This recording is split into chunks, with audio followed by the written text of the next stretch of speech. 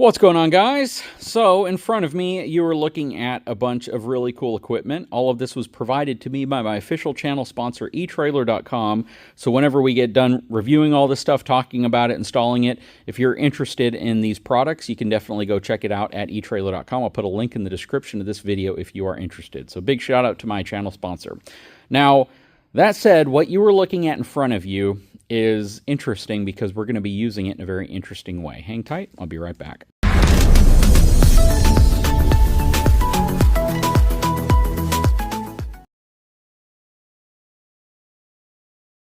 Okay, so as many of you probably know who followed my channel for a while, I actually come from a 12-volt background. And what do I mean by that? Well, people who know what that means automatically are like, well, you installed car audio. I did for a large part of my life growing up, and I even did it professionally for a good period of time, as I was a certified professional installer for a major retailer who is no longer in business. That said, the equipment you're looking at in front of you is a brand that when I worked at that major retailer, I probably would have kept people away from. When you're working for a major company and you're carrying brands like Kicker, Pioneer, Clarion, Soundstream, JL Audio, Alpine, Polk Audio, and such, you instantly directed people towards these super high-end name brands because, you know, they had a big following. People just kind of recognized really high-end equipment as being better. I don't know if that's still the same. I've been out of the 12-volt world for a long time, and for me, I care more about the quality of sound you get without killing your budget versus putting in something super, super, super high-end. And you may ask, what is this stuff actually going to be installed in? Well, this stuff is going in my father's 73 Ford F350 Super Camper Special truck. So he replaced the head unit with kind of this generic brand head unit he got off of eBay for like $40. I don't know how much he paid for it, but it was super, super inexpensive. It's touchscreen. It actually looks equivalent to probably what you would have spent about $700 for 10 years ago or 20 years ago, or however long it's been since I've been doing this.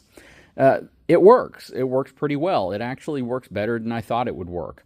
The sound quality coming out of the onboard amplifier, on the other hand, is subpar. It's not that great. And you could make that same case with just about any head unit you buy, even super high-end ones, because as you got higher up in quality with head units, a lot of times they eliminated the internal amp and they would simply give you output so you could connect it to an external amp, because they knew if you were going to spend, $1,000 on a head unit, you probably would buy an amplifier and speakers and everything else, and the only true way to get really good sound would be through an external, more powerful amplifier and better quality speakers.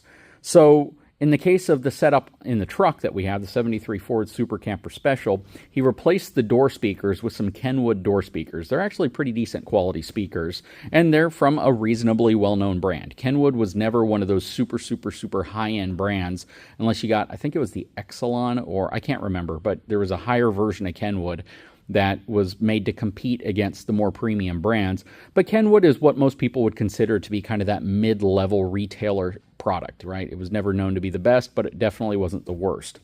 Jensen, on the other hand, was always kind of known to be a few steps below Kenwood in terms of quality, in terms of name brand and power output and all of that stuff. I believe that's changed a little bit whenever you look at Jensen's marine stuff. So the stuff that's designed for the RV and the marine industry is pretty dang nice, actually. Like if we look at their 6.5-inch speakers, you can see this is a pretty dang nice speaker, and this is designed for the RV and marine industry. What do I mean by that? I mean that a lot of RVs and boats have exposed speakers that are exposed to the elements, and they design the speaker using like a real butyl rubber surround, plastic cones, things that allow these to be mounted on the outside, so if water, rain, whatever hits this, it's not going to cause any type of damage. And then they protect the magnet with this sealed plastic housing just so you don't deal with any type of rust or corrosion around the magnet. The amplifiers themselves, of course, do need to be mounted internally, so you do not want to put one of these outside. But what I do like is that they actually give you a certification of RMS output, which this is interesting because in the past, most of the times you looked at your lower end amplifiers, they did not have a very accurate power reading to them. And if you look at the power output on the outside of the amp, 760 watts, this is max peak, kind of think of it like an air conditioning starting up. You hit this peak current, but then it drops down from there. Car amplifiers are pretty much the same way. But what they're basically telling you here is that you have 300 watts worth of output, which is less than half of what the max output is. But again, if this was truly 760 watts, this amp would be much, much larger. It would have much larger power terminals to it, and it would certainly be a lot heavier because of the internal componentry to allow it to actually hit 760 watts RMS. So from an actual power output, we're talking about 75 watts per speaker, which I think is more than enough for what we're going to be doing in the truck. My dad doesn't listen to music super, super loud. He's a product of the 50s and 60s, so he believes that everything should be played through like a 4-inch speaker. That said, we have a subwoofer here as well.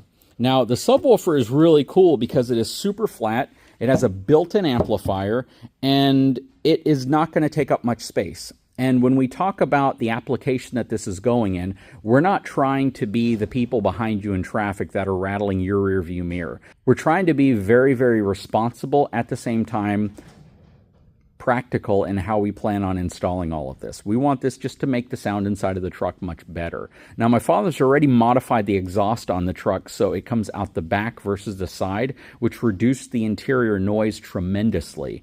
But the stereo just isn't that great. It's just not a good stereo in there.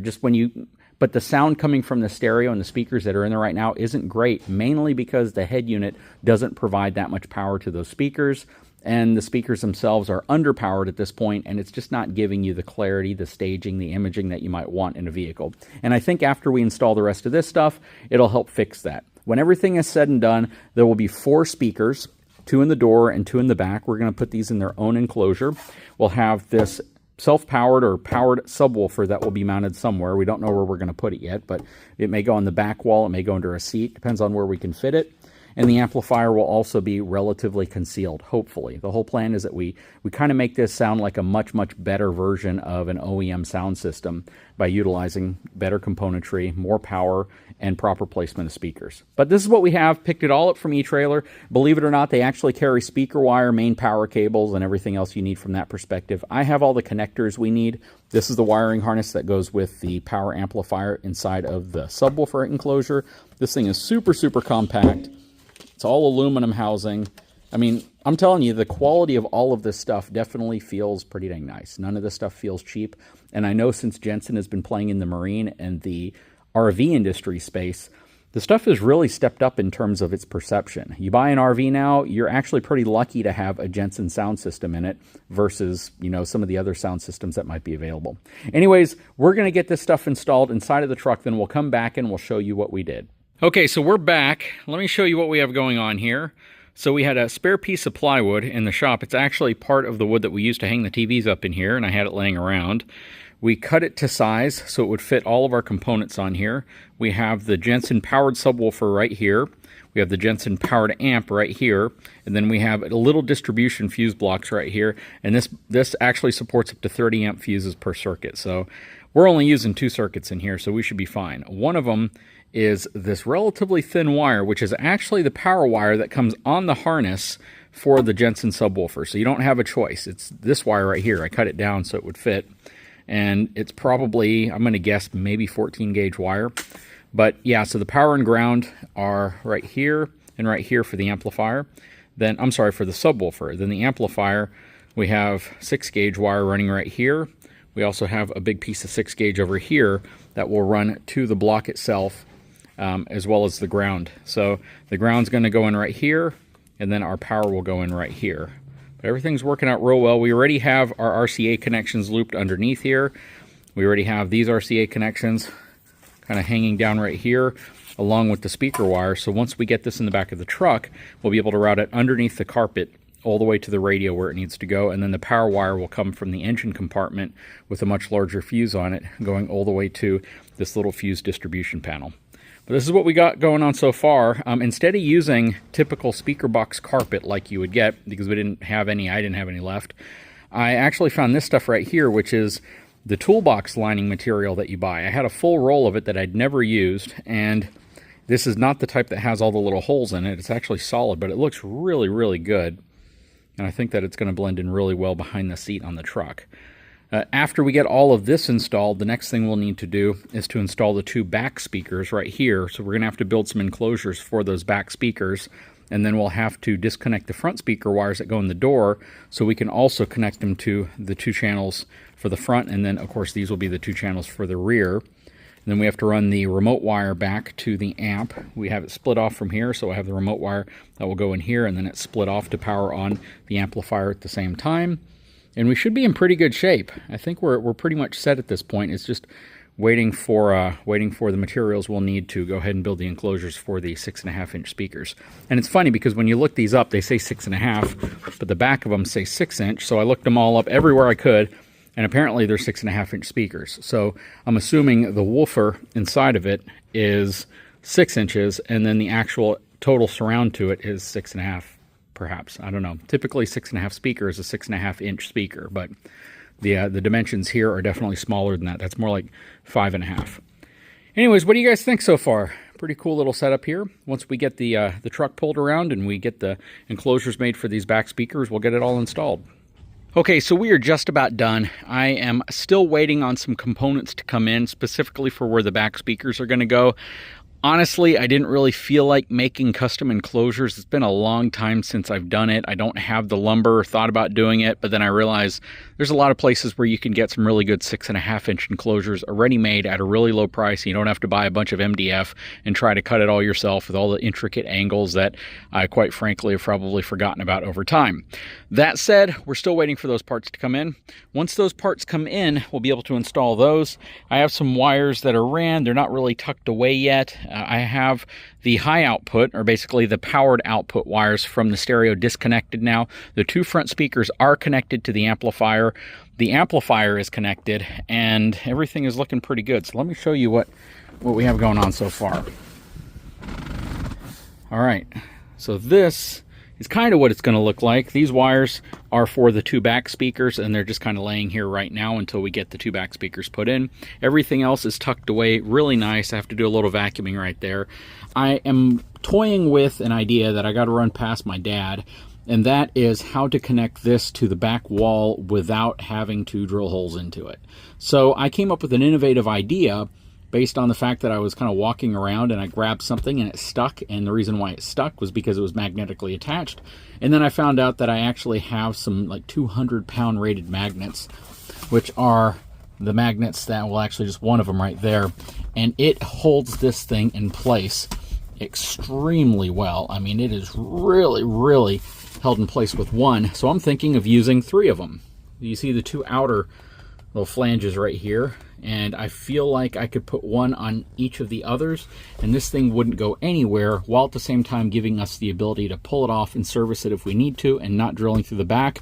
Put some Dynamat here on the back right here where it was a little noisy. You can see we have everything wired up. Everything's looking good.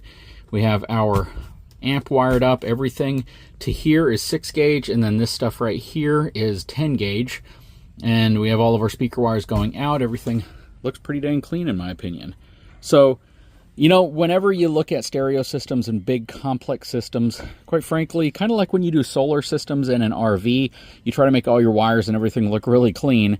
But the reality is if I pull the panel down, you're going to see wires all over the back of there because they have to run somewhere, and it looks about as clean as I can get it. But once I get these wires ran, you won't see these at all. The speakers are going to sit on each side of this setup.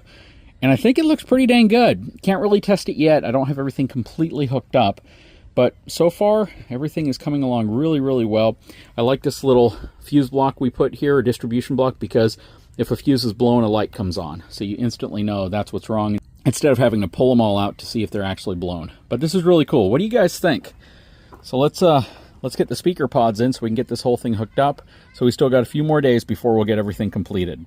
Okay, so we got all the parts we needed in. The splitters have been installed behind the radio because it only has stereo outputs. It doesn't have 4-channel outputs, so we had to get 2 RCA splitters that give us the ability to run the right side and the left side to 2 speakers, one in the front and one in the back. Got the subwoofer in. Check it out.